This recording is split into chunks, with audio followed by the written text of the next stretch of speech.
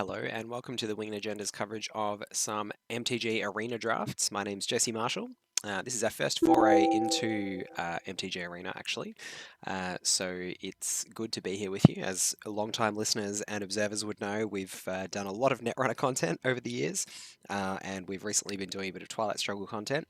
But as very long-time listeners would know, or even those who listen to our most recent episode, both Jess and I and the other members of the Winning Agenda crew over the years have all had an interest in Magic the Gathering. So I thought, given that there's a lot going on at the moment with a lot of people being stuck at home with coronavirus and a bit more time for gaming, perhaps some of you might enjoy a bit of MTG coverage. So here we go. Let us know if you enjoy it, and we might see if we can do a little bit more.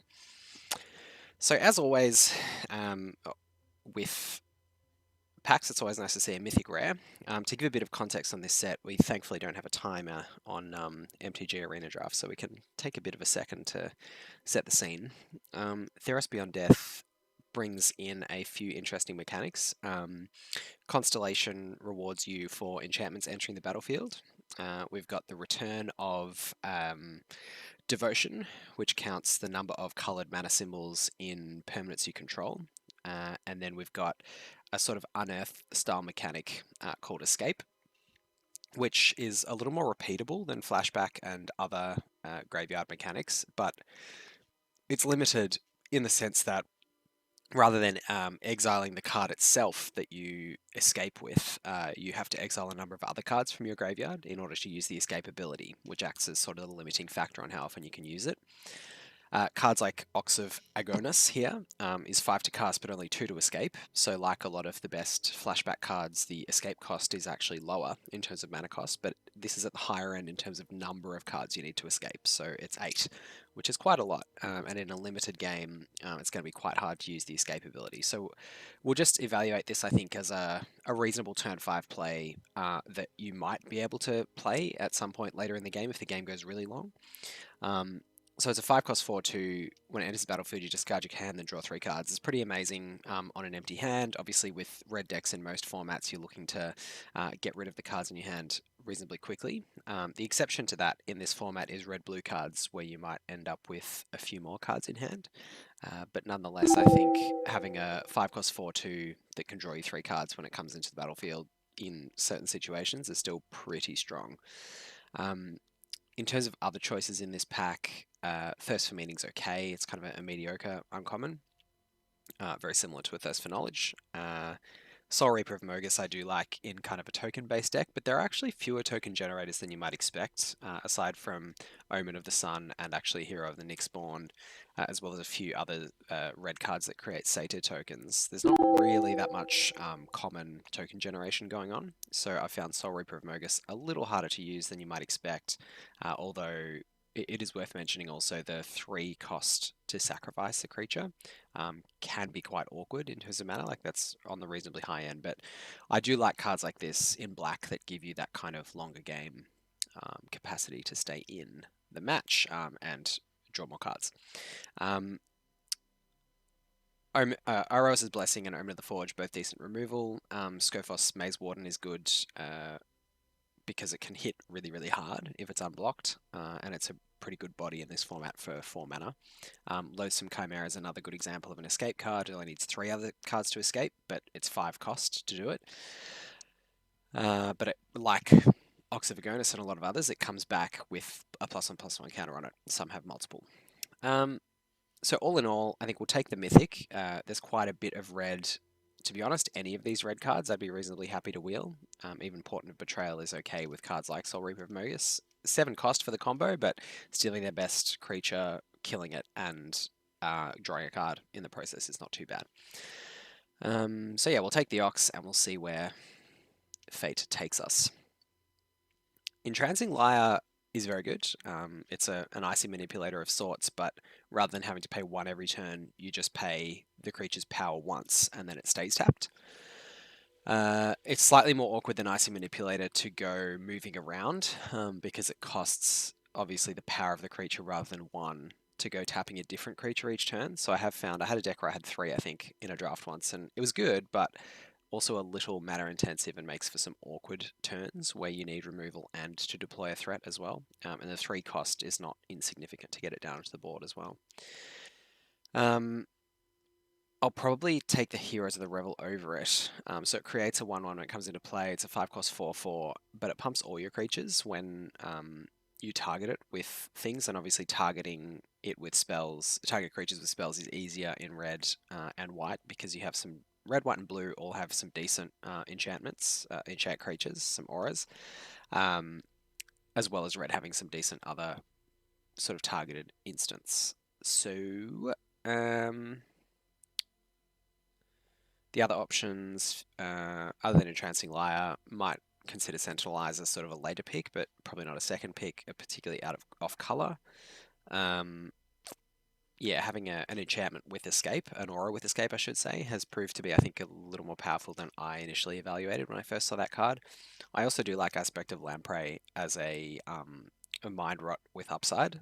Like, giving a creature lifelink is not insignificant, as well as being an enchantment to trigger enchantment cards, a permanent to trigger Devotion, or to add to your Devotion, as well as a targeted spell to trigger when this creature is targeted by spell abilities. So all around better than Mind Rot, definitely worth the additional mana, but not something I'll take as a second pick. Thrill of Possibility I like. It's particularly good with Escape. But I think I like the Heroes slightly more, even though we've already got a 5-drop. It's kind of close actually between the two, but I'm just going to try for this because I want to see if I can get a bit of a horizontal deck going on in red here. Just get a bit more value. So we've got another Liar coming around. Fair amount of blue. Triton Wave Riders, okay, pretty mediocre. Stinging Lionfish, reasonably hard to get going, but like okay, I guess, as a sort of pseudo tapper, or to give someone pseudo vigilance. Mire's Grasp, very good, cheap removal. Underworld Ragehound, also good as an aggressive card, and I think since it's on color and okay, I'll probably take it. Although I'm now getting closer between that and taking a Liar. Like, the Liar is probably decent here because it can also tap something, and in a more aggressive deck you can then untap and tap down a blocker, so it can kind of tap down 2 cards because of the doesn't untap during its controller's next untap step. So yeah, I think it's probably kind of close between Mire's Grasp and Liar. I'll probably take Liar just so I don't have to commit to black now. Fateful End, 3 damage and a Scry. It's pretty hard to go past that for 3 mana. These are all just like okay beefy dudes. And another Thrill, which hopefully we can wheel. Nothing particularly exciting out of color, although I do really like this as a 5-drop, but we've already got 2 5-drops. And we're certainly not going to pick it just to go straight into green. So just take the removal. This is another returning mechanic, which I really like, actually. Yeah, I really like the Sagas as a kind of card layout. They look really cool, and they feel kind of epic, and yeah, anyway.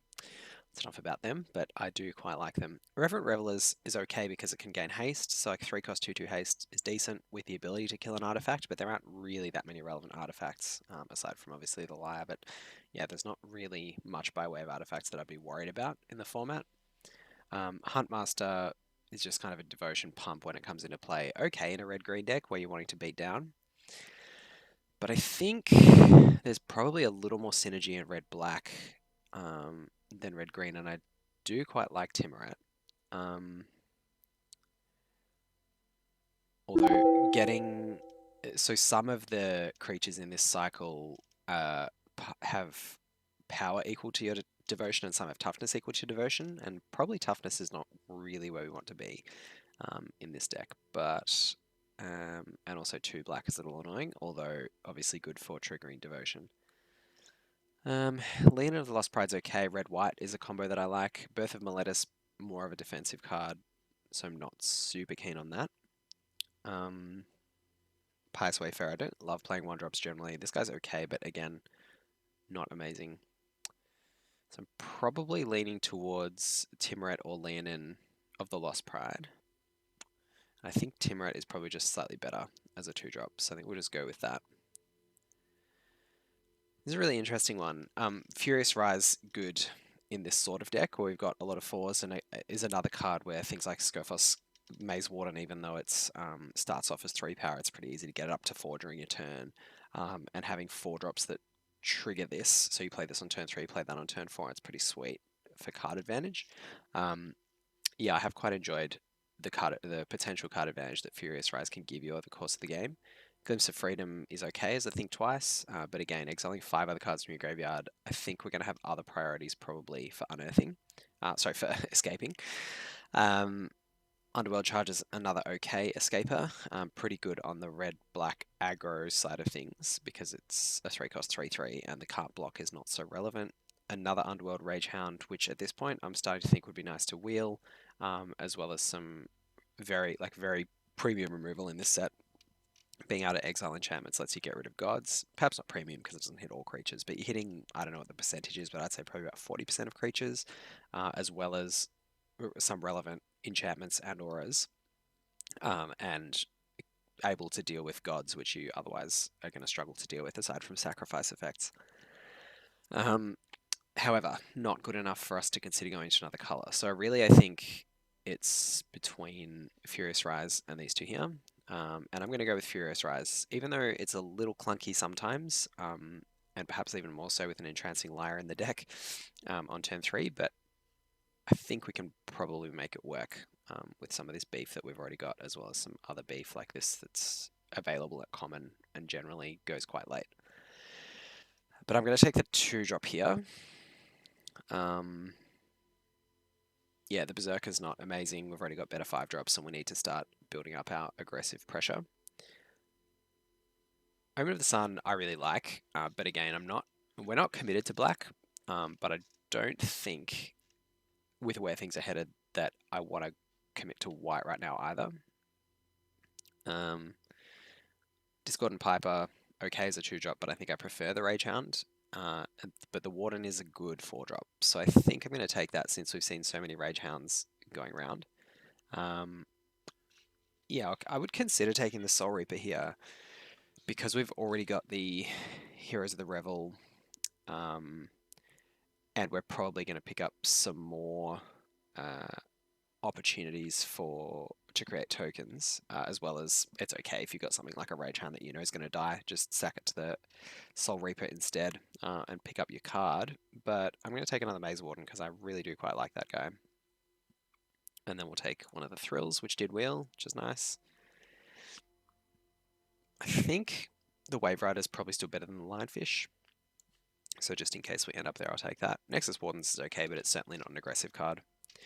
Stampede Riders is actually a really good 3-drop, because attacking with a 3/4 trample is nothing to sneeze at. It's just got good stats, basically, and the ability is not going to be hard for us to trigger. I think that's better than another Thrill at this point. And then we wield the Revelers, which I don't think I'm going to play, but I'll just keep it as a sideboard card in case we need more 3s. So Elspeth Conquers Death is quite good. Like, you're exiling something large as soon as it comes into play, having a sort of disruptive ability for a turn, which can be relevant for tempo, and then getting back something relevant with an additional counter. Like, it's just a really sweet 2-for-1 at least.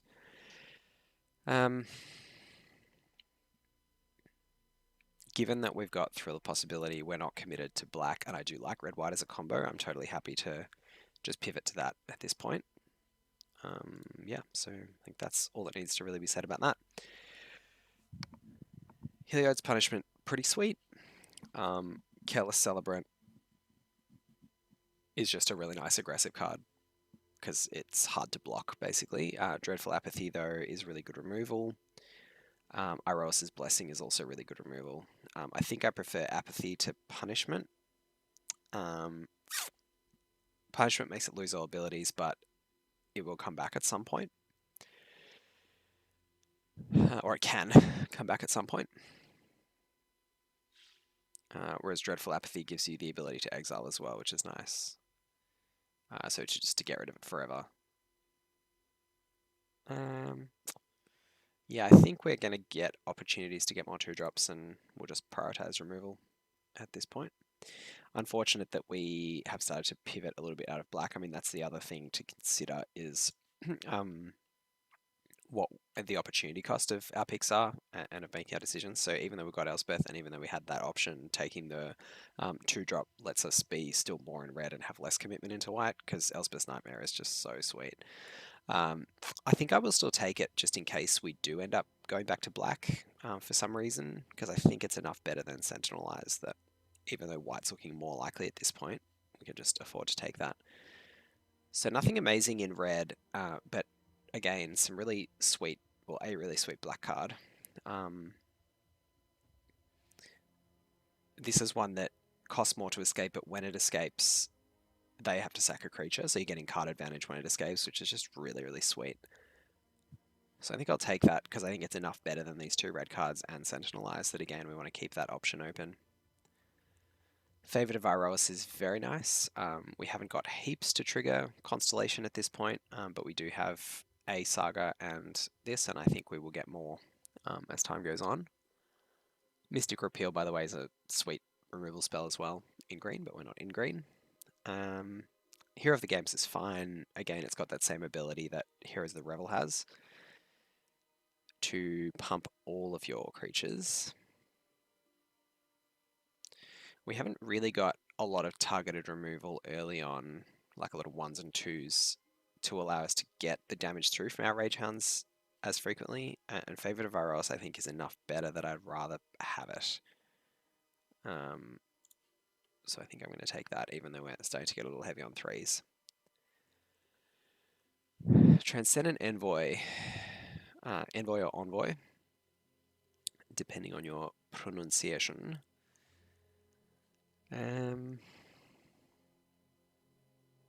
Is okay, because do we have any auras at the moment? I don't think so. It's not particularly effective. Aspect of Manticore is okay as an aura. It's got flash, gives first strike, so it's a pseudo removal if they're tapped out, I guess, like slightly risky, but also triggers our Heroes of the Revel and any other heroes that we pick up along the way. But having a flyer at 2 might not be bad, and this ability might actually be relevant, and I think it's just better than Aspect of Manticore at this point, so we'll just take that. I think we'll take Omen of the Forge here, because it's kind of what we were talking about, not having a lot of removal at 2 to start getting through our smaller guys as we are developing our board on turns 3 and 4. Omen of the Sun is nice though, but probably less nice if we're having to choose between white and black, because we can't get a lot of the sacrifice draw card effects. So yeah, I think I like Omen of the Forge here over the Triumphant Surge, which is also nice, but...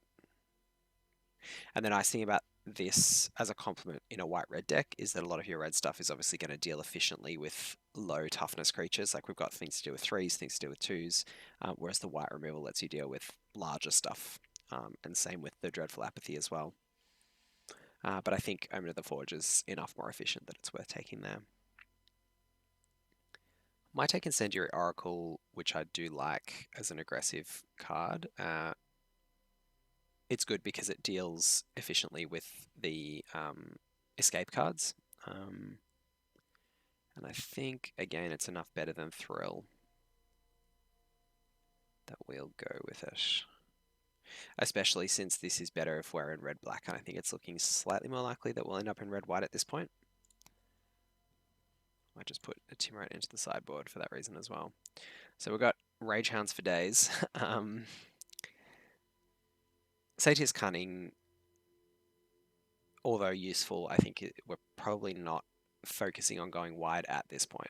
And I actually, to be honest, haven't played this card. I assume it's not great, but you know, repeatable effects are useful. But I think we've got enough use for escape and for the cards in our graveyard now with 2 Rage Hounds and our Ox that we probably don't need to go stretching ourselves into slightly more mediocre options. Oh, Timoret's just hanging around.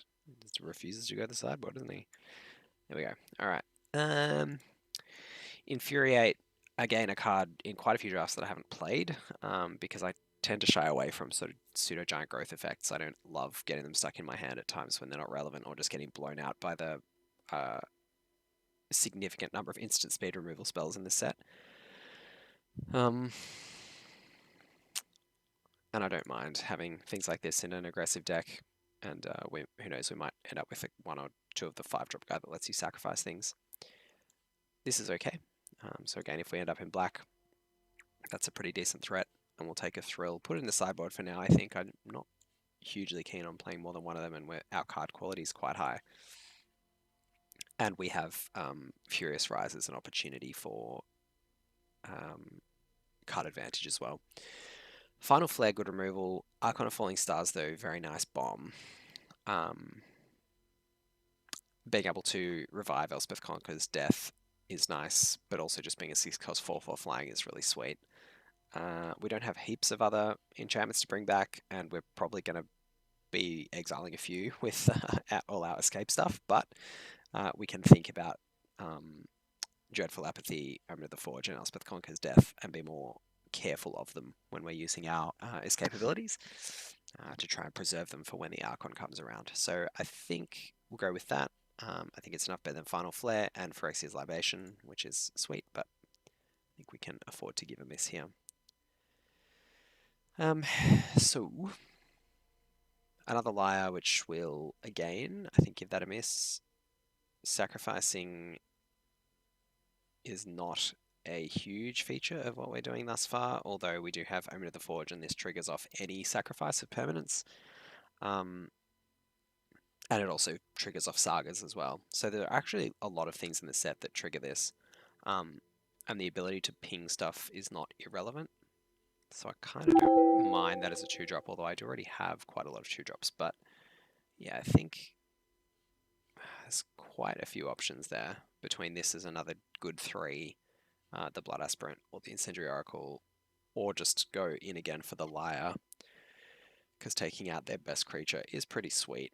And it's possibly even better in aggressive decks, not only because you can tap down blockers, but because you can afford to take a little more time to set up and tap something if you're likely to have, like, say, be able to play this and a creature on turn 5, or this and an Omen of the Forge on turn 5, and B, the follow-up tapping the creature isn't such an impost on you.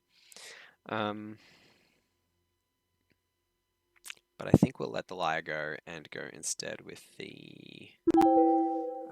the thing about this is it's good advantage, but it's not as good to just kind of get in there. So I think we'll take the Oracle just for that reason. A lot of decent black stuff here. And again, just a lot better than everything else that's on offer. Yeah. So I think I'll actually take the Maya Triton.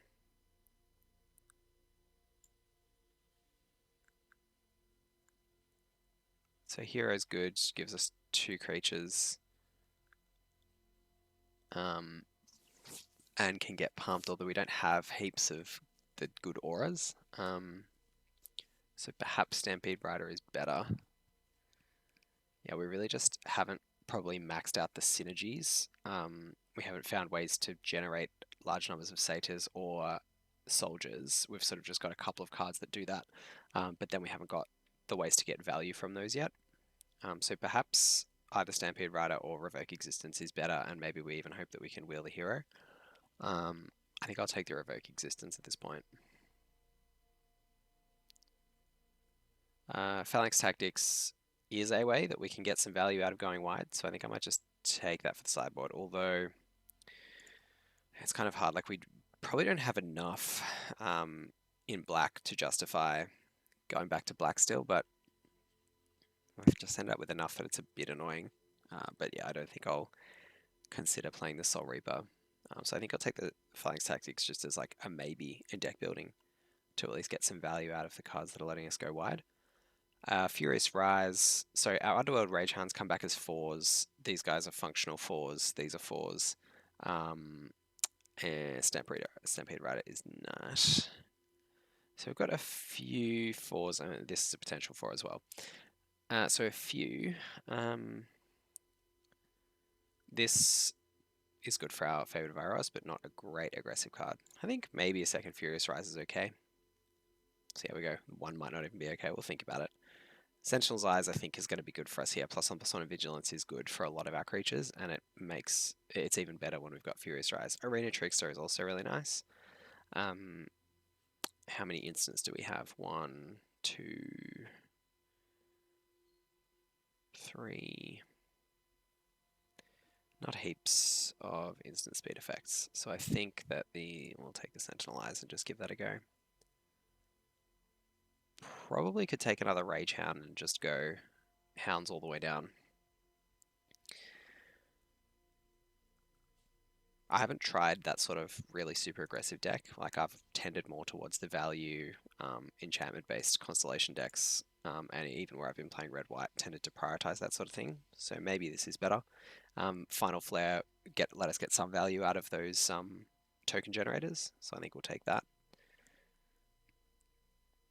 You know, being able to just get free value out of this is nice.